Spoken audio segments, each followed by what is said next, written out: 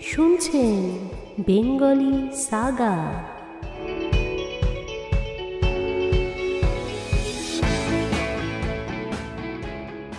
আপনারা শুনছেন Bengali Saga.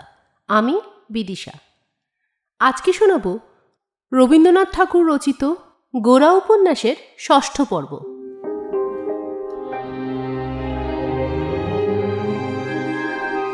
গোলাপ ফুলের একটু ইতিহাস আছে। কাল রাত্রে গোরা তো পরেশবাবুর বাড়ি হইতে চলিয়া আসিল, কিন্তু ম্যাজিস্ট্রেটের বাড়িতে সেই অভিনয়ে যোগ দেওয়ার প্রস্তাব লইয়া বিনয়কে বিস্তর কষ্ট পাইতে হইয়াছিল। এই অভিনয়ে ললিতার যে কোনো উৎসাহ ছিল তাহা নহে, সে বরঞ্চ এসব ব্যাপার ভালোই বাসিত না। কিন্তু কোনো মতে বিনয়কে এই অভিনয়ে জড়িত করিবার জন্য তাহার মনের মধ্যে যেন একটা জেদ চাপিয়া গিয়াছিল। যে সমস্ত কাজ গোরার মতবিরুদ্ধ, বিনয়কে দিয়া তাহা সাধন করাইবার জন্য তাহার একটা রোগ জন্মিয়াছিল। বিনয় যে গোরার অনুবর্তী, ইহা ললিতার কাছে কেন এত অসহ্য হইয়াছিল তাহা সে নিজেই বুঝিতে পারিতেছিল না। যেমন করিয়া হোক সমস্ত বন্ধন কাটিয়া বিনয়কে স্বাধীন করিয়া দিতে পারিলে সে যেন বাঁচে, এমনই হইয়া উঠিয়াছে। ললিতা তাহার বেণী দুলাইয়া মাথা নাড়িয়া কহিল, কেন মশাই, অভিনয় দোষটা কি? বিনয় কহিল, অভিনয়ে দোষ না থাকতে পারে, কিন্তু ওই ম্যাজিস্ট্রেটের বাড়িতে অভিনয় করতে যাওয়া আমার ভালো লাগছে না। আপনি নিজের মনের কথা বলছেন না আর কারো? বিনয়, অন্যের মনের কথা বলবার ভার আমার উপরে নেই, বলাও শক্ত। আপনি হয়তো বিশ্বাস করেন না, আমি নিজের মনের কথাটাই বলে থাকি, কখনো নিজের জবানিতে, কখনো বা অন্যের জবানিতে। ললিতা এ কথার কোনো জবাব না দিয়া একটুখানি মুচকিয়া হাসিল মাত্র। একটু পরে কহিল, আপনার বন্ধু গৌরবাবু বোধহয় মনে করেন ম্যাজিস্ট্রেটের নিমন্ত্রণ অগ্রাহ্য করিলেই খুব একটা বিরক্ত হয়, ওতেই ইংরেজের সঙ্গে লড়াই করার ফল হয়। বিনয় উত্তেজিত হইয়া উঠিয়া কহিল, আমার বন্ধু হয়তো না মনে করে থাকতে পারেন, কিন্তু আমি মনে করি। লড়াই নয় তো কি, যে লোক আমাদের গ্রাহ্যই করে না, মনে করে আমাকে কোড়ে আঙুলে তুলে ইশারায় ডাক দিলেই আমি কৃতার্থ হয়ে যাব, তার সেই উপেক্ষার সঙ্গে উপেক্ষা দিয়েই যদি লড়াই না করি তাহলে আত্মসম্মানকে বাঁচাবো কি করে? ললিতা নিজে অভিমানী স্বভাবের লোক। বিনয়ের মুখের এই অভিমান বাক্য তাহার ভালোই লাগিল, কিন্তু সেই জন্যই তাহার নিজের পক্ষের যুক্তিকে দুর্বল অনুভব করিয়ায় ললিতা অকারণ বিদ্রূপের খোঁচায় বিনয়কে কথায় কথায় আহত করিতে লাগিল। শেষকালে বিনয় কহিল, দেখুন, আপনি তর্ক করছেন কেন? আপনি বলুন না কেন আমার ইচ্ছা আপনি অভিনয়ে যোগ দেন, তাহলে আমি আপনার অনুরোধ রক্ষার খাতিরে নিজের মতটাকে বিসর্জন দিয়ে একটা সুখ পাই। ললিতা কহিল, বাহ, তা আমি কেন বলবো? সত্যি যদি আপনার কোনো মত থাকে তাহলে সেটা আমার অনুরোধে কেন ত্যাগ করতে যাবেন? কিন্তু সেটা সত্যি হওয়া যায়। বিনয় কহিল, আচ্ছা, সেই কথাই ভালো, আমার সত্যিকারের কোনো মত নেই, আপনার অনুরোধে নাই হলো, আপনার তর্কেই পরাস্ত হয়ে আমি অভিনয়ে যোগ দিতে রাজি হলুম। এমন সময় বরদা সুন্দরী ঘরে প্রবেশ করিবা মাত্রই বিনয় উঠিয়া গিয়া তাহাকে কহিল, অভিনয়ের জন্য প্রস্তুত হতে হলে আমাকে কি করতে হবে বলে দেবেন। বরদা সুন্দরী সগর্বে কহিলেন, সেজন্য আপনাকে কিছুই ভাবতে হবে না, আমরা আপনাকে ঠিক করে তৈরি করে নিতে পারবো, কেবল অভ্যাসের জন্য রোজ আপনাকে নিয়মিত আসতে হবে। বিনয় কহিল, আচ্ছা, আজ তবে আসি। বরদা সুন্দরী কহিলেন, সে কি কথা, আপনাকে খেয়ে যেতে হচ্ছে। বিনয় কহিল, আজ নাই খেলুম। বরদা সুন্দরী কহিলেন, না না, সে হবে না। বিনয় খাইল, কিন্তু অন্য দিনের মতো তাহার স্বাভাবিক প্রফুল্লতা ছিল না। আজ সুচরিতাও কেমন অন্যমনস্ক হইয়া চুপ করিয়াছিল। যখন ললিতার সঙ্গে বিনয়ের লড়াই চলিতেছিল তখন সে বারান্দায় পায়চারি করিয়া বেড়াইতেছিল। আজ রাত্রে কথাবার্তা আর জমিল না। বিদায়ের সময় বিনয় ললিতার গম্ভীর মুখ লক্ষ্য করিয়া কহিল, আমি হার মানলুম, তবু আপনাকে খুশি করতে পারলুম না। ললিতা কোনো জবাব না দিয়া চলিয়া গেল। ললিতা সহজে কাঁদিতে জানে না, কিন্তু আজ তাহার চোখ দিয়া জল যেন ফাটিয়া বাহির হইতে চাহিল। কি হইয়াছে? কেন সে বিনয়বাবুকে বারবার এমন করিয়া খোঁচা দিতেছে এবং নিজে ব্যথা পাইতেছে? বিনয় যতক্ষণ অভিনয়ে যোগ দিতে নারাজ ছিল, ললিতার জেদও ততক্ষণ কেবলই চড়িয়া উঠিতেছিল, কিন্তু যখনই সে রাজি হইল তখনই তাহার সমস্ত উৎসাহ চলিয়া গেল। যোগ না দিবার পক্ষে যতগুলি তর্ক সমস্ত তাহার মনে প্রবল হইয়া উঠিল। তখন তাহার মন পীড়িত হইয়া বলিতে লাগিল, কেবল আমার অনুরোধ রাখিবার জন্য বিনয়বাবুর এমন করিয়া রাজি হওয়া উচিত হয় নাই। অনুরোধ? কেন অনুরোধ রাখিবেন? তিনি মনে করেন অনুরোধ রাখিয়া তিনি আমার সঙ্গে ভদ্রতা করিতেছেন। তাহার এই ভদ্রতাটুকু পাইবার জন্য আমার যেন অত্যন্ত মাথা ব্যথা। কিন্তু এখন অমন করিয়া স্পর্ধা করিলে চলিবে কেন? সত্যিই যে সে বিনয়কে অভিনয়ের দলে টানিবার জন্য ক্রমাগত নির্বন্ধ প্রকাশ করিয়াছে। বিনয় ভদ্রতার দায়ে তাহার এত জেদের অনুরোধ রাখিয়াছে বলিয়া রাগ করিলেই বা চলিবে কেন? এই ঘটনায় ললিতার নিজের উপরে এমনই তীব্র ঘৃণা ও লজ্জা উপস্থিত হইল যে স্বভাবত এতটা হইবার কোনো কারণ ছিল না। অন্যদিন হইলে তাহার মনের চাঞ্চল্যের সময় সে সুচরিতার কাছে যাইত, আজ গেল না, এবং কেন যে তাহার বুকটাকে ঠেলিয়া তুলিয়া তাহার চোখ দিয়া এমন করিয়া জল বাহির হইতে লাগিল তাহা সে নিজেই ভালো করিয়া বুঝিতে পারিল না। পরদিন সকালে সুধীর লাবণ্যকে একটি তোড়া আনিয়া দিয়াছিল। সেই তোড়ায় একটি বোঁটায় 2টি বিকোচনমুখ বসরা গোলাপ ছিল। ললিতা সেটি তোড়া হইতে খুলিয়া লইল। লাবণ্য কহিল, ও কি করছিস? ললিতা কহিল, তোরায় অনেকগুলো বাজে ফুলপাতার মধ্যে ভালো ফুলকে বাঁধা রাখলে আমার কষ্ট হয়, ওরকম দড়ি দিয়ে সব জিনিসকে এক শ্রেণীতে জোর করে বাঁধা বর্বরতা। এই বলিয়া সমস্ত ফুলকে বন্ধনমুক্ত করিয়া ললিতা সেগুলোকে ঘরের এদিকে ওদিকে পৃথক করিয়া সাজাইল। কেবল গোলাপ দুটিকে হাতে করিয়া লইয়া গেল। সতীশ ছুটিয়া আসিয়া কহিল, দিদি, ফুল কোথায় পেলে? ললিতা তাহার উত্তর না দিয়া কহিল, আজ তোর বন্ধুর বাড়িতে যাবি নে? বিনয়ের কথা এতক্ষণ সতীশের মনে ছিল না, কিন্তু তাহার উল্লেখ মাত্রই লাফাইয়া উঠিয়া কহিল, হ্যাঁ যাব, বলিয়াই তখনই যাইবার জন্য অস্থির হইয়া উঠিল। ললিতা তাহাকে ধরিয়া জিজ্ঞাসা করিল, সেখানে গিয়ে কি করিস? সতীশ সংক্ষেপে কহিল, গল্প করি। ললিতা কহিল, তিনি তোকে এত ছবি দেন, তুই তাকে কিছু দিস না কেন? বিনয় ইংরাজি কাগজ প্রভৃতি হইতে সতীশের জন্য নানা প্রকার ছবি কাটিয়া রাখিত। একটি খাতা করিয়া সতীশ ওই ছবিগুলি তাহাতে গঁদ দিয়া আঁটিতে আরম্ভ করিয়াছিল। এইরূপে পাতা পুড়াইবার জন্য তাহার নেশা এতই চড়িয়া গিয়াছে, ভালো বই দেখিলেও তাহা হইতে ছবি কাটিয়া লইবার জন্য তাহার মন ছটফট করিত। এই লোলুপতার অপরাধে তাহার দিদিদের কাছে তাহাকে বিস্তর তাড়না সহ্য করিতে হইয়াছে। সংসারের প্রতিদান বলিয়া যে একটা দায় আছে, সে কথাটা হঠাৎ আজ সতীশের সম্মুখে উপস্থিত হওয়াতে সে বিশেষ চিন্তিত হইয়া উঠিল। ভাঙা টিনের বাক্সটির মধ্যে তাহার নিজের বিষয় সম্পত্তি যাহা কিছু সঞ্চিত হইয়াছে, তাহার কোনোটারই আসক্তিবন্ধন ছেদন করা তাহার পক্ষে সহজ নহে। সতীশের উদ্বিগ্ন মুখ দেখিয়া ললিতা হাসিয়া তাহার গাল টিপিয়া দিয়া কহিল, থাক থাক, তোকে আর অত ভাবতে হবে না। আচ্ছা, এই গোলাপ ফুল দুটো তাঁকে দিস। এত সহজে সমস্যার মীমাংসা হইল দেখিয়া সে উৎফুল্ল হইয়া উঠিল, এবং ফুল দুইটি লইয়া তখনই সে তাহার বন্ধু ঋণ শোধ করিবার জন্য চলিল। রাস্তায় বিনয়ের সঙ্গে তাহার দেখা হইল। বিনয়বাবু, বিনয়বাবু করিয়া দূর হইতে তাহাকে ডাক দিয়া সতীশ তাহার কাছে আসিয়া উপস্থিত হইল, এবং জামার মধ্যে ফুল লুকাইয়া কহিল, আপনার জন্য কি এনেছি বলুন দেখি। বিনয়কে হার মানাইয়া গোলাপ ফুল দুইটি বাহির করিল। বিনয় কহিল, বাহ, কি চমৎকার! কিন্তু সতীশবাবু, এটি তো তোমার নিজের জিনিস নয়। চোরাই মাল নিয়ে শেষকালে পুলিশের হাতে পড়ব না তো? এই ফুল দুটিকে ঠিক নিজের জিনিস বলা যায় কি না সে সম্বন্ধে সতীশের হঠাৎ ধোঁকা লাগিল। সে একটু ভাবিয়া কহিল, না, বাহ, ললিতা দিদি আমাকে দিলেন যে আপনাকে দিতে। এই কথাটার এইখানেই নিষ্পত্তি হইল, এবং বিকালে তাহাদের বাড়ি যাইবে বলিয়া আশ্বাস দিয়া বিনয় সতীশকে বিদায় দিল। কাল রাত্রে ললিতার কথার খোঁচা খাইয়া বিনয় তাহার বেদনা ভুলিতে পারিতেছিল না। বিনয়ের সঙ্গে কাহারও প্রায় বিরোধ হয় না, সেই জন্য এই প্রকার তীব্র আঘাত সে কাহারও কাছে প্রত্যাশাই করে না। ইতিপূর্বে ললিতাকে বিনয় সুচরিতার পশ্চাৎবর্তিনী করিয়াই দেখিয়াছিল, কিন্তু অঙ্কুশাহত হাতি যেমন তাহার মাহুতকে ভুলিবার সময় পায় না, কিছুদিন হইতে ললিতা সম্বন্ধে বিনয়ের সেই দশা হইয়াছিল। কি করিয়া ললিতাকে একটুখানি প্রসন্ন করিবে এবং শান্তি পাইবে, বিনয়ের এই চিন্তাই প্রধান হইয়া উঠিয়াছিল।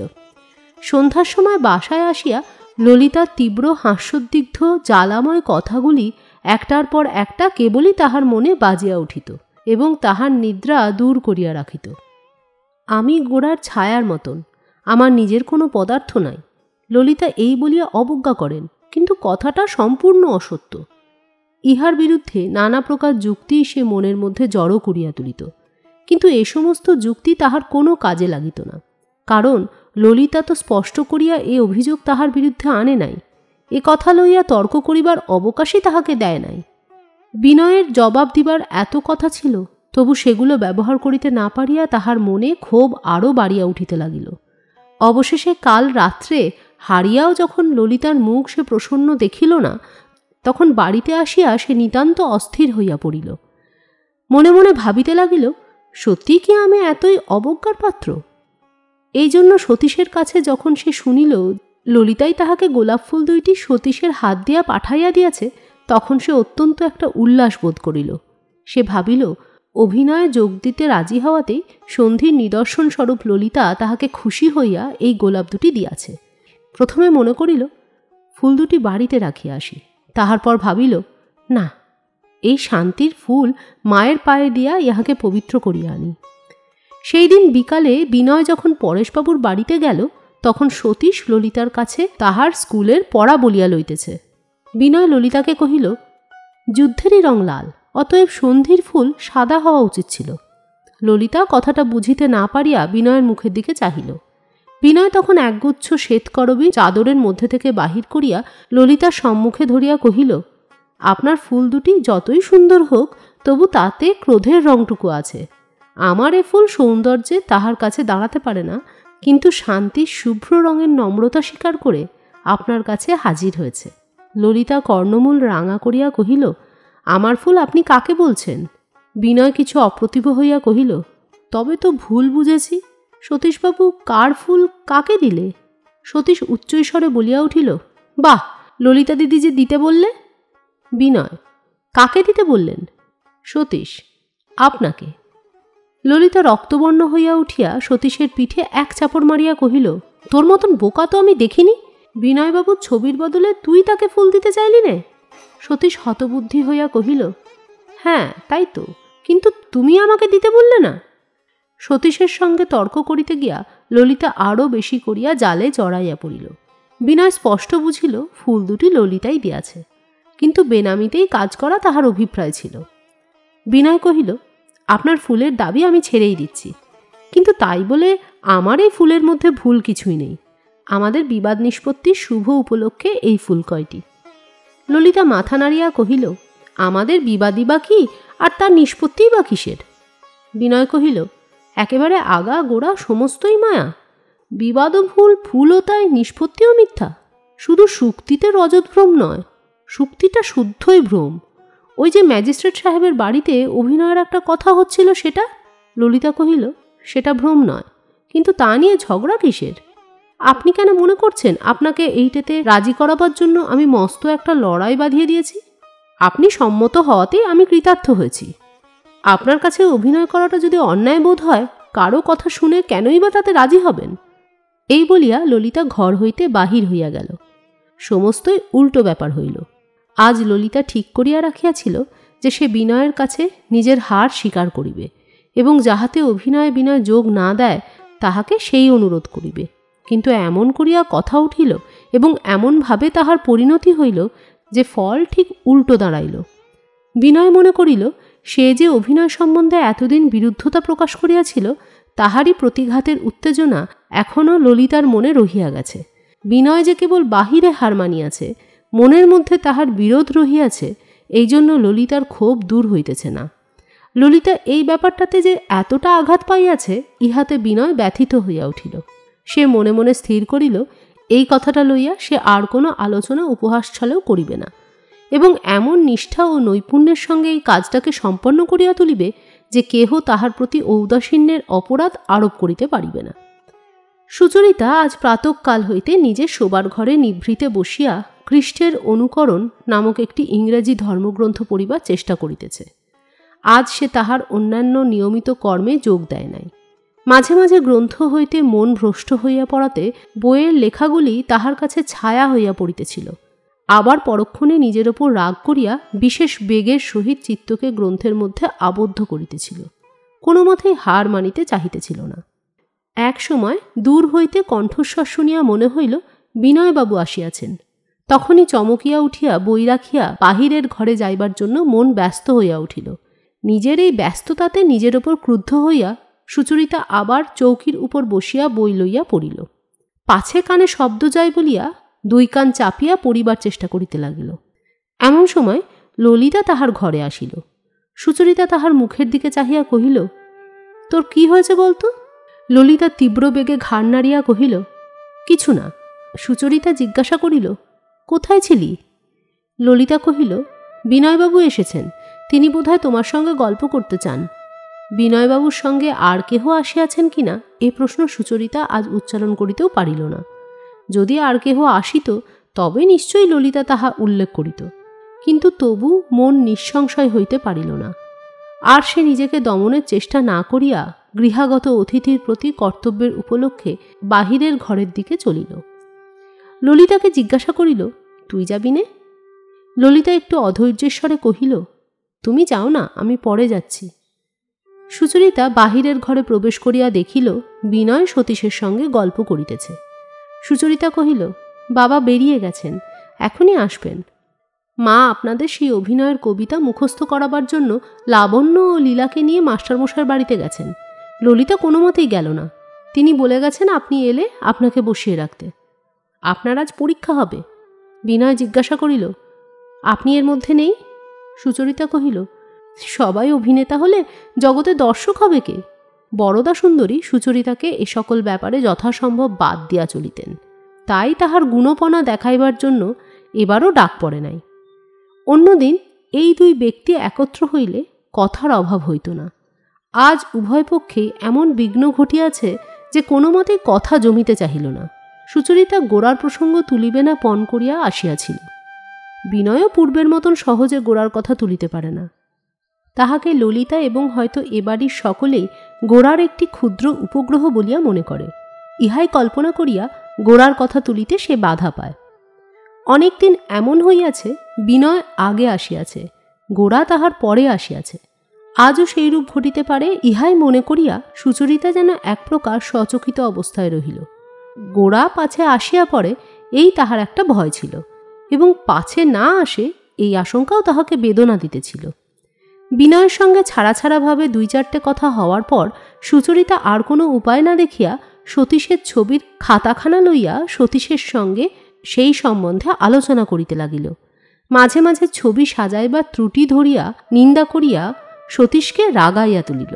সতীশ অত্যন্ত উত্তেজিত হইয়া উচ্চৈস্বরে বাদানুবাদ করিতে লাগিল। আর বিনয় টেবিলের ওপর তাহার প্রত্যাখ্যাত করবৈগুচ্ছের ওপর দৃষ্টিপাত করিয়া লজ্জায় ও ক্ষোভে মনে মনে চিন্তা করিতে লাগিল যে অন্তত ভদ্রতার খাতিরেও আমার এই ফুল কয়টা ললিতার লওয়া উচিত ছিল। হঠাৎ একটা পায়ের শব্দে চমকিয়া সুচরিতা পিছন ফিরিয়া চাহিয়া দেখিল হারানবাবু ঘরে প্রবেশ করিতেছেন। তাহার চমকটা অত্যন্ত সুগোচর হওয়াতে সুচরিতার মুখ লাল হইয়া উঠিল। হারানবাবু একটা চৌকিতে বসিয়া কহিলেন, কই, আপনাদের গৌরবাবু আসেননি? বিনয় হারানবাবুর এরূপ অনাবশ্যক প্রশ্নে বিরক্ত হইয়া কহিল, কেন, তাকে কোনো প্রয়োজন আছে? হারানবাবু কহিলেন, আপনি আছেন অথচ তিনি নেই, এ তো প্রায় দেখা যায় না, তাই জিজ্ঞাসা করছি। বিনয়ের মনে বড় রাগ হইল, পাছে তাহা প্রকাশ পায় এই জন্য সংক্ষেপে কহিল, তিনি কলকাতায় নেই। হারান, প্রচারে গেছেন বুঝি? বিনয়ের রাগ বাড়িয়া উঠিল, কোনো জবাব করিল না। সুচরিতাও কোনো কথা না বলিয়া উঠিয়া চলিয়া গেল। হারানবাবু দ্রুত পদে সুচরিতার অনুবর্তন করিলেন, কিন্তু তাহাকে ধরিয়া উঠিতে পারিলেন না। হারানবাবু দূর হইতে কহিলেন, সুচরিতা, একটা কথা আছে। সুচরিতা কহিল, আজ আমি ভালো নেই। বলিতে বলিতেই তাহার শয়নগৃহে কপাট পড়িল। এমন সময় বরদা সুন্দরী আসিয়া অভিনয়ের পালা দিবার জন্য যখন বিনয়কে আর একটা ঘরে ডাকিয়া লইয়া গেলেন, তাহার অনতিকাল পরেই অকস্মাৎ ফুলগুলিকে আর সেই টেবিলের ওপর দেখা যায় নাই। সে রাত্রে ললিতাও বরদা সুন্দরীর অভিনয়ের আখড়ায় দেখা দিল না, এবং সুচরিতা খ্রিষ্টের অনুকরণ বইখানি কোলের ওপর মুড়িয়া ঘরের বাতিটাকে এক কোণে আড়াল করিয়া দিয়া অনেক রাত পর্যন্ত দ্বারের বহির্বর্তী অন্ধকার রাত্রির দিকে চাহিয়া বসিয়া রহিল। তাহার সম্মুখে যখন কোনো অপরিচিত অপূর্ব দেশ মরীচিকার মতন দেখা দিয়াছিল, জীবনের এতদিনকার সমস্ত জানাশোনার সঙ্গে সেই দেশের একটা কোথাও একান্ত বিচ্ছেদ আছে। সেই জন্য সেখানকার বাতায়নে যে আলোগুলো জ্বলিতেছে তাহা তিমির নিশীথিনীর নক্ষত্রমালার মতন একটা সুদূরতার রহস্যে মনকে ভীত করিতেছে। অথচ মনে হইতেছে জীবন আমার তুচ্ছ, এতদিন যাহা নিশ্চয় বলিয়া জানিয়াছি তাহা সংশয়াকীর্ণ, এবং প্রত্যহ যাহা করিয়া আসিতেছি তাহা অর্থহীন। এইখানেই হয়তো জ্ঞান সম্পূর্ণ হইবে, কর্ম মহৎ হইয়া উঠিবে, এবং জীবনের সার্থকতা লাভ করিতে পারিব। ওই অপূর্ব অপরিচিত ভয়ঙ্কর দেশের অজ্ঞাত সিংহদ্বারের সম্মুখে কে আমাকে দাঁড় করাইয়া দিল? কেন আমার হৃদয় এমন করিয়া কাঁপিতেছে? কেন আমার পা অগ্রসর হইতে গিয়া এমন করিয়া স্তব্ধ হইয়া আছে? অভিনয়ের অভ্যাস উপলক্ষে বিনয় প্রত্যহই আসে। সুচরিতা তাহার দিকে একবার চাহিয়া দেখে, তাহার পরে হাতের বইটার দিকে মন দেয়, অথবা নিজের ঘরে চলিয়া যায়। বিনয়ের একলা আসার অসম্পূর্ণতা প্রত্যহই তাহাকে আঘাত করে, কিন্তু সে কোনো প্রশ্ন করে না। অথচ দিনের পর দিন এমনইভাবে যতই যাইতে লাগিল, গোরার বিরুদ্ধে সুচরিতার মনের একটা অভিযোগ প্রতিদিন যেন তীব্রতর হইয়া উঠিতে লাগিল। গোরা যেন আসিবে বলিয়া প্রতিশ্রুত হইয়াছিল, এমনই একটা ভাব যেন সেদিন ছিল। অবশেষে সুচরিতা যখন শুনিল গোরা নিতান্তই অকারণে কিছুদিনের জন্য কোথায় বেড়াইতে বাহির হইয়াছে তাহার ঠিকানা নাই, তখন কথাটাকে সে একটা সামান্য সংবাদের মতন উড়াইয়া দিবার চেষ্টা করিল।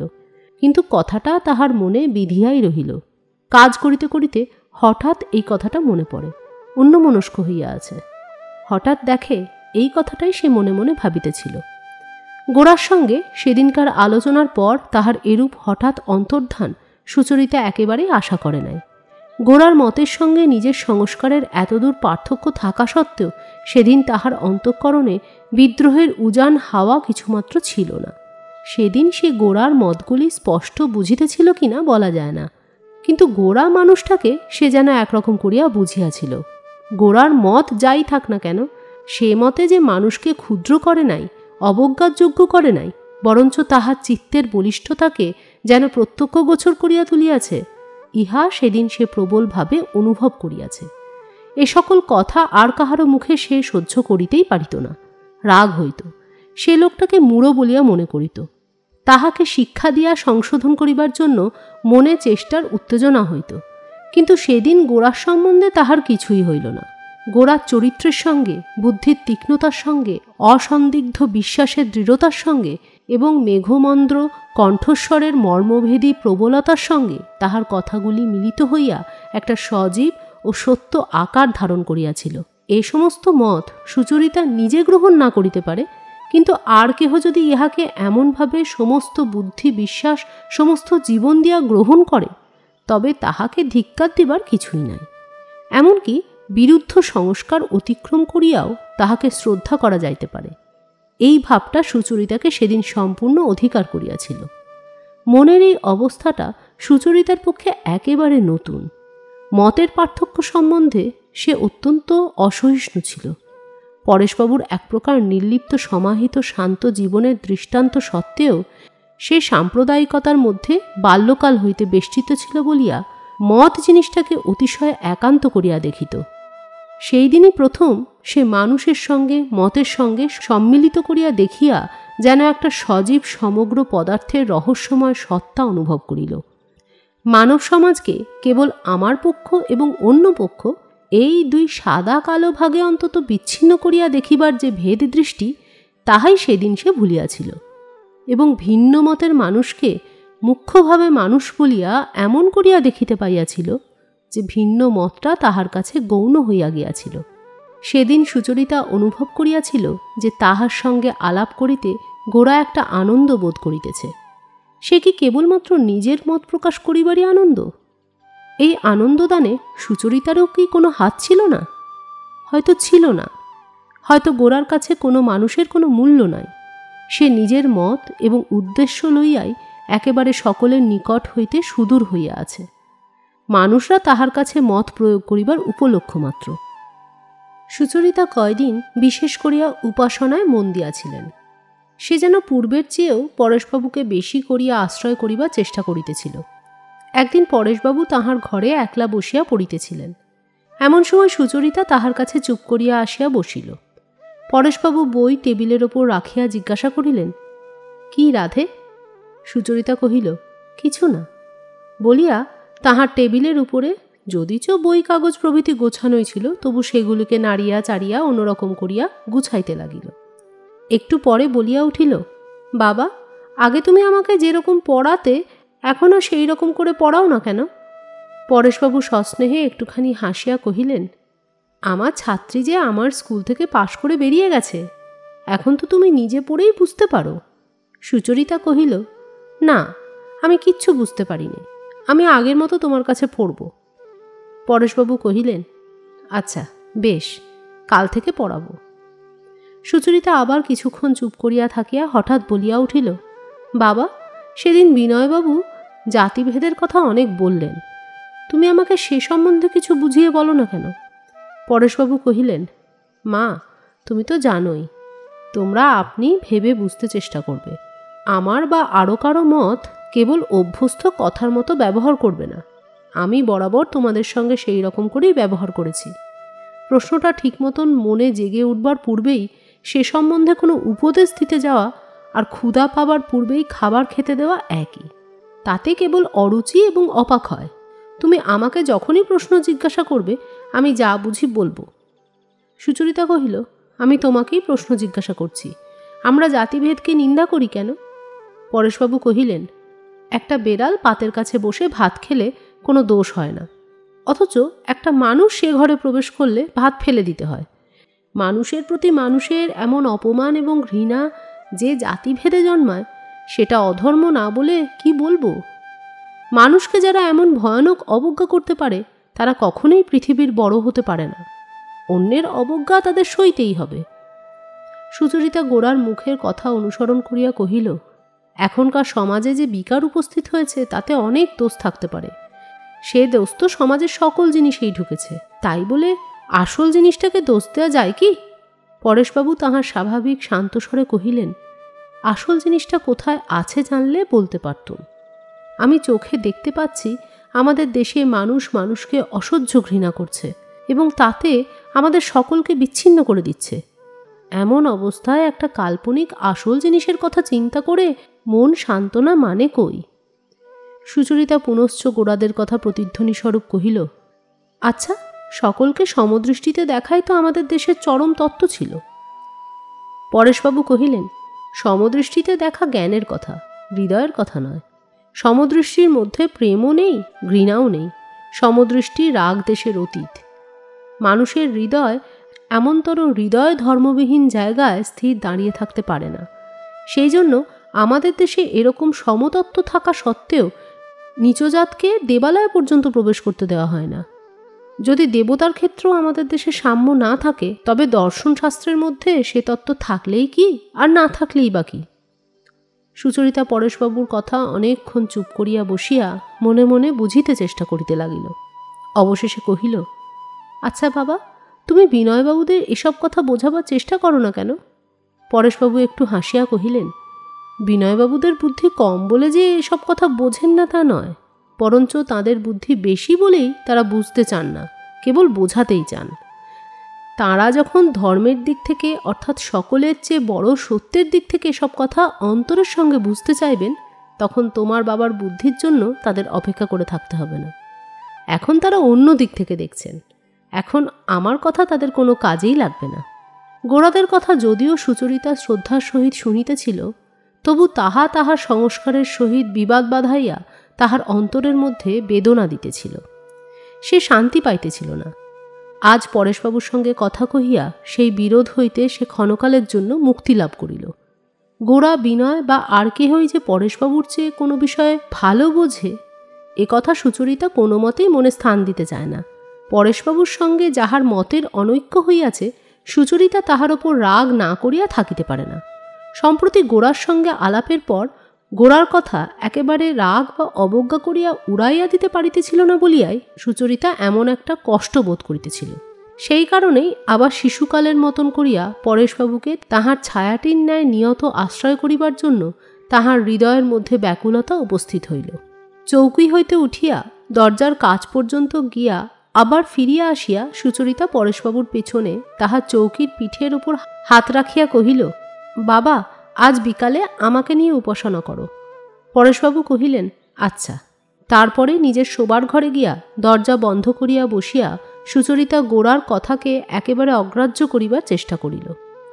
কিন্তু গোরার সেই বুদ্ধি ও বিশ্বাসে উদ্দীপ্ত মুখ তাহার চোখের সম্মুখে জাগিয়া রহিল। তাহার মনে হইতে লাগিল, গোরার কথা শুধু কথা নহে, সে যেন গোরা স্বয়ং। সে কথার আকৃতি আছে, গতি আছে, প্রাণ আছে। তাহা বিশ্বাসের বলে এবং স্বদেশপ্রেমের বেদনায় পরিপূর্ণ। তাহা মত নয় যে তাহাকে প্রতিবাদ করিয়াই চুকাইয়া দেওয়া যাইবে। তাহা যে সম্পূর্ণ মানুষ, এবং সে মানুষ সামান্য মানুষ নহে, তাহাকে ঠেলিয়া ফেলিতে যে হাত ওঠে না। অত্যন্ত একটা দ্বন্দ্বের মধ্যে পড়িয়া সুচরিতার কান্না আসিতে লাগিল। কেহ যে তাহাকে এত বড় একটা দ্বিধার মধ্যে ফেলিয়া দিয়া সম্পূর্ণ উদাসীনের মতন অনায়াসে দূরে চলিয়া যাইতে পারে, এই কথা মনে করিয়া তাহার বুক ফাটিয়া যাইতে লাগিল। অথচ কষ্ট পাইতেছে বলিয়াও ধিক্কারের সীমা রহিল না। এইরূপ স্থির হইয়াছিল যে ইংরেজ কবি ডাইড্রেনের রচিত সঙ্গীত বিষয়ক একটি কবিতা বিনয় ভাবব্যক্তির সহিত আবৃত্তি করিয়া যাইবে এবং মেয়েরা অভিনয় মঞ্চে উপযুক্ত সাজে সজ্জিত হইয়া কাব্যলিখিত ব্যাপারের মুখ অভিনয় করিতে থাকিবে। এছাড়া মেয়েরাও ইংরাজি কবিতা আবৃত্তি এবং গান প্রভৃতি করিবে। বরদাসুন্দরী বিনয়কে অনেক ভরসা দিয়াছিলেন তাহাকে তাহারা কোনো প্রকারে তৈরি করিয়া লইবেন। তিনি নিজে ইংরাজি অতি সামান্যই শিখিয়াছিলেন, কিন্তু তাহার দলের 2-1 পণ্ডিতের প্রতি তাহার নির্ভর ছিল। কিন্তু যখন আঁকড়া বসিল, বিনয় তাহার আবৃত্তির দ্বারা বরদাসুন্দরীর পণ্ডিত সমাজকে বিস্মিত করিয়া দিল। তাহাদের মণ্ডলী বহির্ভূত এই ব্যক্তিকে গড়িয়া লইবার সুখ হইতে বরদাসুন্দরী বঞ্চিত হইলেন। পূর্বে যাহারা বিনয়কে বিশেষ কেহ বলিয়া খাতির করে নাই, তাহারা বিনয় এমন ভালো ইংরাজি পড়ে বলিয়া তাহাকে মনে মনে শ্রদ্ধা না করিয়া থাকিতে পারিল না। এমনকি হারানবাবুও তাহার কাগজে মাঝে মাঝে লিখিবার জন্য তাহাকে অনুরোধ করিলেন এবং সুধীর তাহাদের ছাত্রসভায় মাঝে মাঝে ইংরেজি বক্তৃতা করিবার জন্য বিনয়কে পীড়াপিড়ি করিতে আরম্ভ করিল। ললিতার অবস্থাটা ভারী অদ্ভুত রকম হইল। বিনয়কে কোনো সাহায্য কাহাকেও করিতে হইল না, সেই জন্য সে খুশিও হইল, আবার তাহাতে তাহার মনের মধ্যে একটা অসন্তোষও জন্মিল।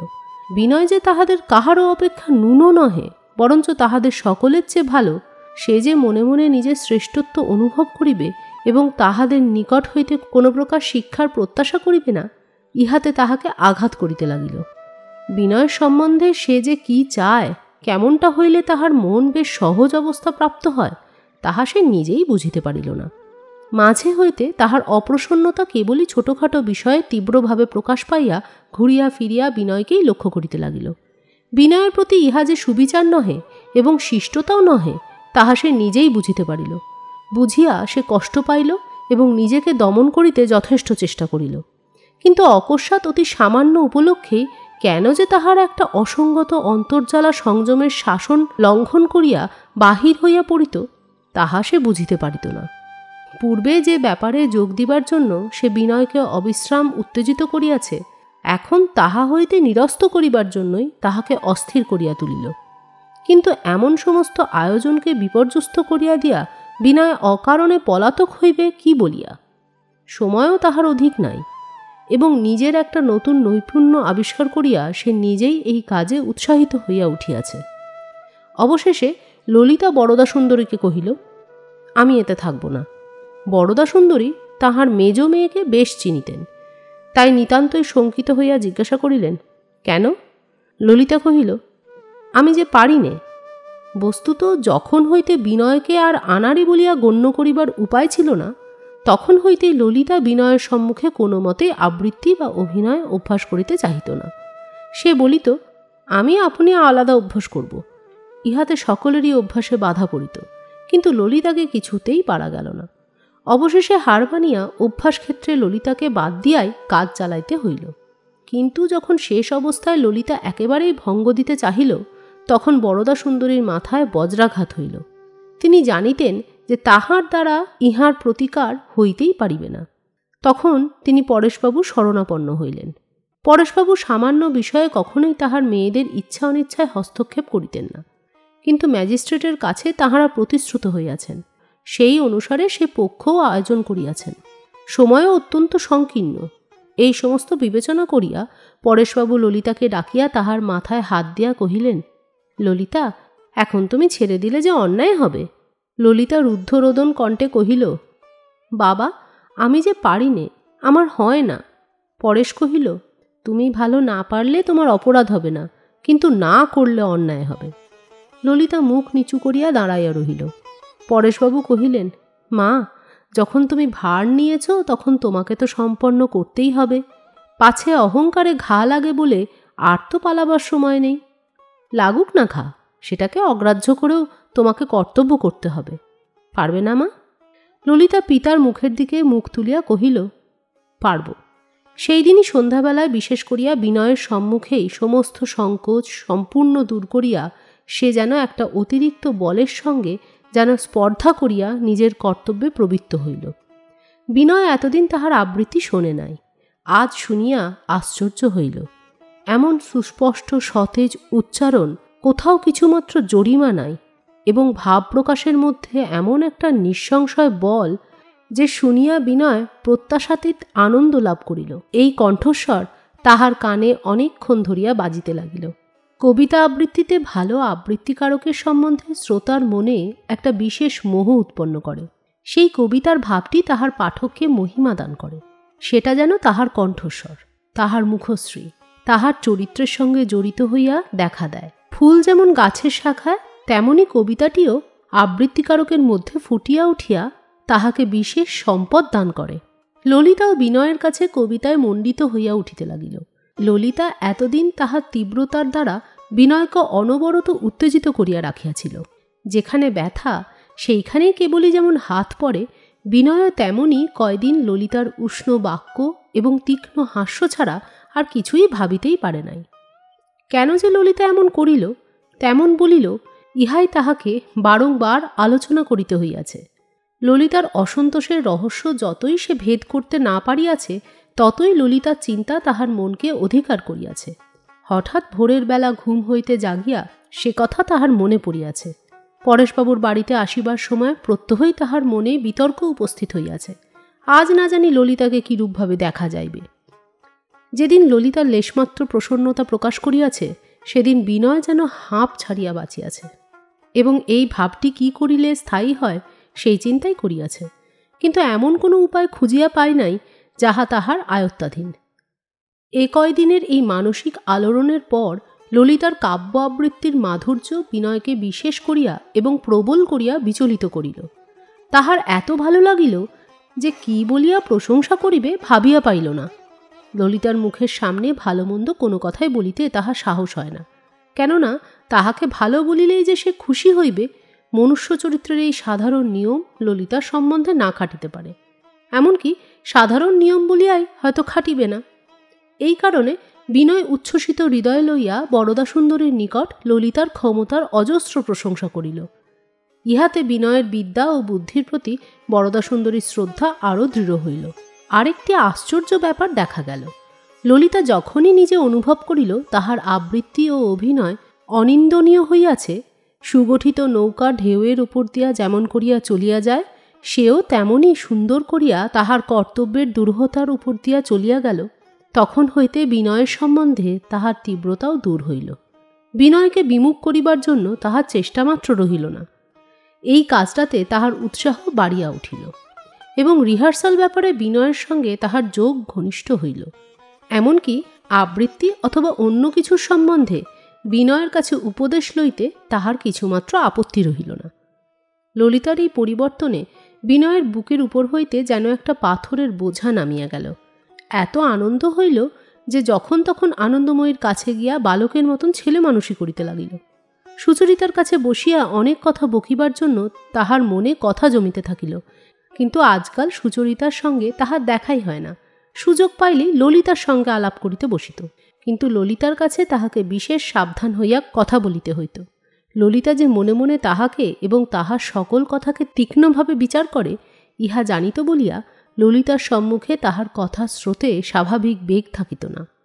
ললিতা মাঝে মাঝে বলিত, আপনি যেন বই পড়ে এসে কথা বলছেন, এমন করে কথা বলেন কেন? বিনয় উত্তর করিত, আমি যে এত বয়স পর্যন্ত কেবল বই পড়েই এসেছি, সেই জন্য মনটা ছাপার বইয়ের মতোই হয়ে গেছে। ললিতা বলিত, আপনি খুব ভালো করে বলবার চেষ্টা করবেন না, নিজের কথাটা ঠিক করে বলে যাবেন। আপনি এমন চমৎকার করে বলেন যে আমার সন্দেহ হয় আপনি আর কারো কথা ভেবে সাজিয়ে বলছেন। এই কারণে স্বাভাবিক ক্ষমতাবশত একটা কথা বেশ সুসজ্জিত হইয়া বিনয়ের মনে আসিলে ললিতাকে বলিবার চেষ্টা করিয়া বিনয়কে তাহা সাদা করিয়া এবং স্বল্প করিয়া বলিতে হইত। কোনো একটা অলঙ্কৃত বাক্য তাহার মুখে হঠাৎ আসিলে সে লজ্জিত হইয়া পড়িত।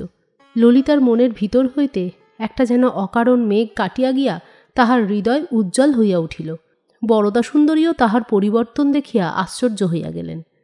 সে এখন পূর্বের ন্যায় কথায় কথায় আপত্তি প্রকাশ করিয়া বিমুখ হইয়া বসে না, সকল কাজে উৎসাহের সঙ্গে যোগ দেয়।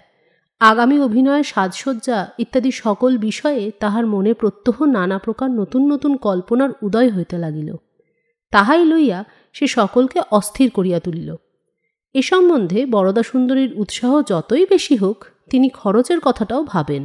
সেই জন্য ললিতা যখন অভিনয় ব্যাপারে বিমুখ ছিল, তখনও যেমন তাহার উৎকণ্ঠার কারণ ঘটিয়াছিল, এখন তাহার উৎসাহিত অবস্থাতেও তেমনই তাহার সংকট উপস্থিত হইল। কিন্তু ললিতার উত্তেজিত কল্পনাবৃত্তিকে আঘাত করিতেও সাহস হয় না। যে কাজে সে উৎসাহ বোধ করে, সে কাজের কোথাও লেশমাত্র অসম্পূর্ণতা ঘটিলে সে একেবারে দমিয়া যায়। তাহাতে যোগ দেওয়ায় তাহার পক্ষে অসম্ভব হইয়া ওঠে। ললিতা তাহার মনের এই উচ্ছ্বসিত অবস্থায় সুচরিতার কাছে অনেকবার ব্যগ্র হইয়া গিয়াছে। সুচরিতা হাসিয়াছে, কথা কহিয়াছে বটে, কিন্তু ললিতা তাহার মধ্যে বারংবার এমন একটা বাধা অনুভব করিয়াছে যে সে মনে মনে রাগ করিয়া ফিরিয়া আসিয়াছে। একদিন সে পরেশবাবুর কাছে গিয়া বলিল, বাবা, সুচিদিদি যে কোণে বসে বসে বই পড়বে আর আমরা অভিনয় করতে যাব, সে হবে না, ওকেও আমাদের সঙ্গে যোগ দিতে হবে। পরেশবাবু কয়দিন ভাবিতেছিলেন সুচরিতা তাহার সঙ্গিনীদের নিকট হইতে কেমন যেন দূরবর্তিনী হইয়া পড়িতেছে। এরূপ অবস্থা তাহার চরিত্রের পক্ষে স্বাস্থ্যকর নহে বলিয়া তিনি আশঙ্কা করিতেছিলেন। ললিতার কথা শুনিয়া আজ তাহার মনে হইল, আমোদ প্রমোদে সকলের সঙ্গে যোগ দিতে না পারিলে সুচরিতার এইরূপ পার্থক্যের ভাব প্রশ্রয় পাইয়া উঠিবে। পরেশবাবু ললিতাকে কহিলেন, তোমার মাকে বলো গে। ললিতা কহিল, মাকে আমি বলবো, কিন্তু সুচিদিদিকে রাজি করবার ভার তোমাকে নিতে হবে। পরেশবাবু যখন বলিলেন, তখন সুচরিতা আর আপত্তি করিতে পারিল না। সে আপন কর্তব্য পালন করিতে অগ্রসর হইল। সুচরিতা কোণ হইতে বাহির হইয়া আসিতেই বিনয় তাহার সহিত পূর্বের ন্যায় আলাপ জমাইবার চেষ্টা করিল। কিন্তু এই কয়দিনে কি একটা হইয়াছে, ভালো করিয়া সুচরিতার যেন নাগাল পাইল না। তাহার মুখশ্রীতে, তাহার দৃষ্টিপাতে এমন একটা সুদূরত্ব প্রকাশ পাইতেছে যে তাহার কাছে অগ্রসর হইতে সংকোচ উপস্থিত হয়। পূর্বেও মেলামেশা ও কাজকর্মের মধ্যে সুচরিতার একটা নির্লিপ্ততা ছিল, এখন সেইটে অত্যন্ত পরিস্ফুট হইয়া উঠিয়াছে। সে যে অভিনয় কার্যের অভ্যাসে যোগ দিয়াছিল, তাহার মধ্যেও তাহার স্বাতন্ত্র্য নষ্ট হয় নাই। কাজের জন্য তাহাকে যতটুকু দরকার সেইটুকু সারিয়াই সে চলিয়া যাইত। সুচরিতার এইরূপ দূরত্ব প্রথমে বিনয়কে অত্যন্ত আঘাত দিল।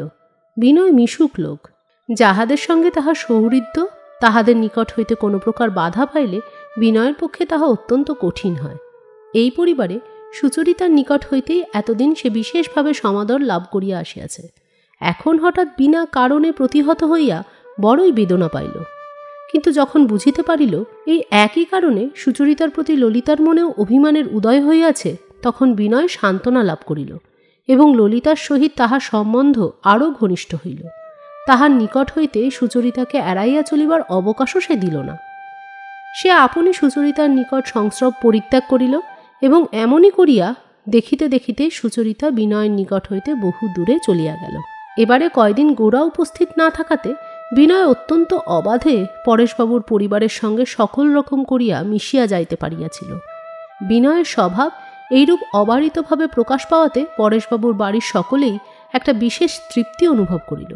বিনয়ও নিজের এইরূপ বাধামুক্ত স্বাভাবিক অবস্থা লাভ করিয়া যেরূপ আনন্দ পাইল, এমন আর কখনো পায় নাই। তাহাকে যে ইহাদের সকলেরই ভালো লাগিতেছে, ইহাই অনুভব করিয়া তাহার ভালো লাগাইবার শক্তি আরও বাড়িয়া উঠিল। প্রকৃতির এই প্রসারণের সময়ে নিজেকে স্বতন্ত্র শক্তিতে অনুভব করিবার দিনে বিনয়ের কাছ হইতে সুচরিতা দূরে চলিয়া গেল। এই ক্ষতি, এই আঘাত অন্য সময় হইলে দুঃসহ হইত, কিন্তু এখন সেটা সে সহজেই উত্তীর্ণ হইয়া গেল। আশ্চর্য এই যে ললিতাও সুচরিতার ভাবান্তর উপলক্ষ করিয়া তাহার প্রতি পূর্বের ন্যায় অভিমান প্রকাশ করে নাই। আবৃত্তি ও অভিনয়ের উৎসাহই কি তাহাকে সম্পূর্ণ অধিকার করিয়াছিল? এদিকে সুচরিতাকে অভিনয়ে যোগ দিতে দেখিয়া হঠাৎ হারানবাবুও উৎসাহিত হইয়া উঠিলেন। তিনি প্যারাডাইজ লস্ট হইতে একাংশ আবৃত্তি করিবেন এবং ড্রাইডেনের কাব্য আবৃত্তির ভূমিকা স্বরূপে সঙ্গীতের মোহিনী শক্তি সম্বন্ধে একটি ক্ষুদ্র বক্তৃতা করিবেন বলিয়া স্বয়ং প্রস্তাব করিলেন। ইহাতে বরদা সুন্দরী মনে মনে অত্যন্ত বিরক্ত হইলেন। ললিতাও সন্তুষ্ট হইলেন না। হারানবাবু নিজে ম্যাজিস্ট্রেটের সঙ্গে দেখা করিয়া এই প্রস্তাব পূর্বেই পাকা করিয়া আসিয়াছিলেন ললিতা যখন বলিল ব্যাপারটাকে এত সুদীর্ঘ করিয়া তুলিলে ম্যাজিস্ট্রেট হয়তো আপত্তি করিবেন, তখন হারানবাবু পকেট হইতে ম্যাজিস্ট্রেটের কৃতজ্ঞতা জ্ঞাপক পত্র বাহির করিয়া ললিতার হাতে দিয়া তাকে নিরুত্তর করিয়া দিলেন। গোরা বিনা কাজে ভ্রমণে বাহির হইয়াছে, কবে ফিরিবে তাহা কেহ জানিত না। যদিও সুচরিতা এই সম্বন্ধে কোনো কথা মনে স্থান দিবে না ভাবিয়াছিল, তবুও প্রতিদিনই তাহার মনের ভেতরে আশা জন্মিত যে আজ হয়তো গোরা আসিবে। এ আশা কিছুতেই সে মন হইতে দমন করিতে পারিত না। গোরার ঔদাসীন্য এবং নিজের মনের এই অবাধ্যতায় যখন সে নিরতিশয় পীড়া বোধ করিতেছিল, যখন কোনো মতে এই জাল ছিন্ন করিয়া পলায়ন করিবার জন্য ব্যাকুল হইয়া উঠিয়াছিল, এমন সময় হারানবাবু একদিন বিশেষভাবে ঈশ্বরের নাম করিয়া সুচরিতার সহিত তাহার সম্বন্ধ পাকা করিবার জন্য পরেশবাবুকে পুনর্বার অনুরোধ করিলেন। পরেশবাবু কহিলেন, এখন তো বিবাহের বিলম্ব আছে, এত শীঘ্র আবদ্ধ হওয়া কি ভালো? হারানবাবু কহিলেন, বিবাহের পূর্বে কিছুকাল এই আবদ্ধ অবস্থায় যাপন করা উভয়ের মনের পরিণতির পক্ষে বিশেষ আবশ্যক বলে মনে করি। প্রথম পরিচয় এবং বিবাহের মাঝখানে এইরকম একটা আধ্যাত্মিক সম্বন্ধ, যাতে সাংসারিক দায়িত্ব নেই অথচ বন্ধন আছে, এটা বিশেষ উপকারী। পরেশবাবু কহিলেন, আচ্ছা, সুচরিতাকে জিজ্ঞেস করে দেখি। হারানবাবু কহিলেন, তিনি তো পূর্বেই মত দিয়েছেন। হারানবাবুর প্রতি সুচরিতার মনের ভাব সম্বন্ধে পরেশবাবুর এখনও সন্দেহ ছিল, তাই তিনি নিজে সুচরিতাকে ডাকিয়া তাহার নিকট হারানবাবুর প্রস্তাব উপস্থিত করিলেন। সুচরিতা নিজের দ্বিধাগ্রস্ত জীবনকে একটা কোথাও চূড়ান্তভাবে সমর্পণ করিতে পারিলে বাঁচে, তাই সে এমন অবিলম্বে এবং নিশ্চিতভাবে সম্মতি দিল যে পরেশবাবুর সমস্ত সন্দেহ দূর হইয়া গেল। বিবাহের এত পূর্বে আবদ্ধ হওয়া কর্তব্য কিনা তাহা তিনি ভালোরূপে বিবেচনা করিবার জন্য সুচরিতাকে অনুরোধ করিলেন।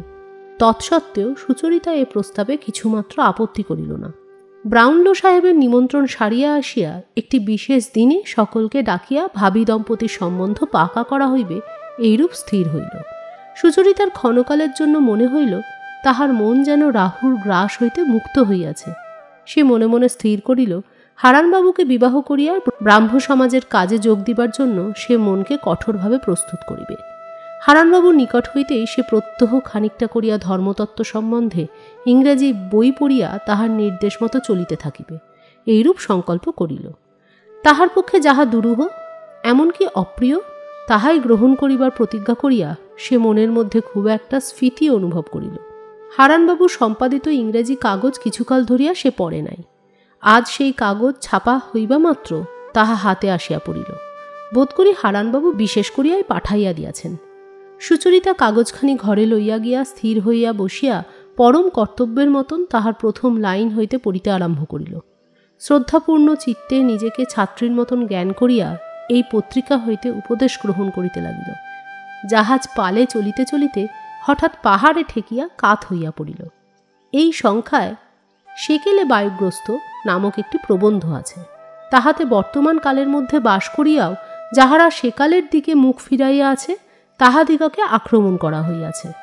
যুক্তিগুলি যে অসঙ্গত তাহা নহে, বস্তুত এরূপ যুক্তি সুচরিতা সন্ধান করিতেছিল, কিন্তু প্রবন্ধটি পড়িবা মাত্রই সে বুঝিতে পারিল যে এই আক্রমণের লক্ষ্য গোরা, অথচ তাহার নাম নেই, অথবা তাহার লিখিত কোনো প্রবন্ধের উল্লেখ নাই।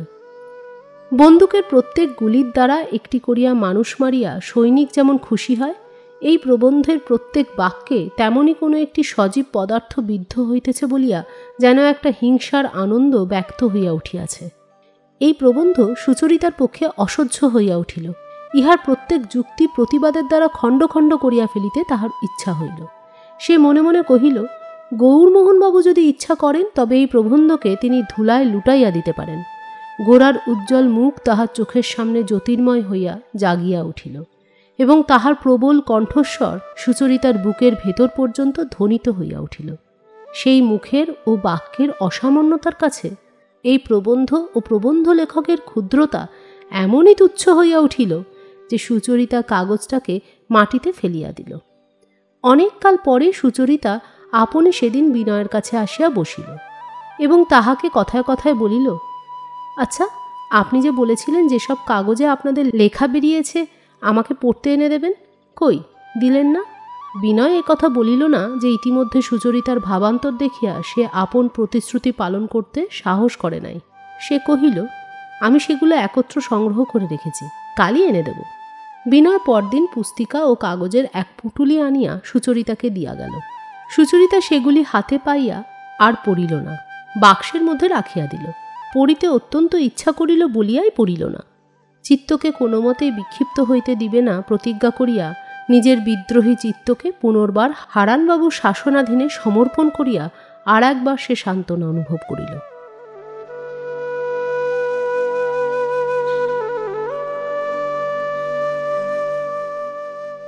আজকের নিবেদন এখানেই শেষ করছি। কয়েকদিনের মধ্যেই নিয়ে আসব গোরার পরবর্তী পর্ব। ততদিন সুস্থ থাকুন, সঙ্গে থাকুন, শুনতে থাকুন বেঙ্গলি সাগা। আজ আসি, টাটা।